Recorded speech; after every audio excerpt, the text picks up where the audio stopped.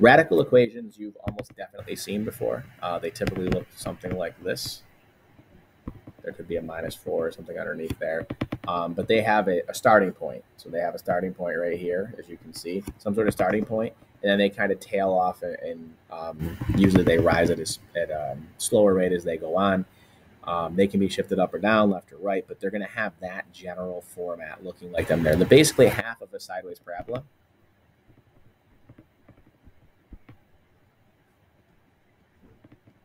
And that's because they do come from the same kind of family of equations there. So that's what a radical equation is going to be. It's going to have a square root in it.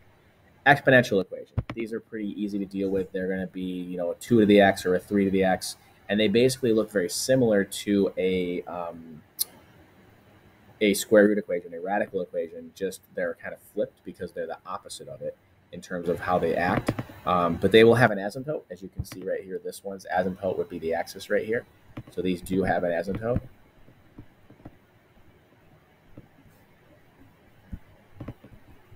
All right, I think I spelled that wrong. Let me go up and see how I spelled it up here. ASYM.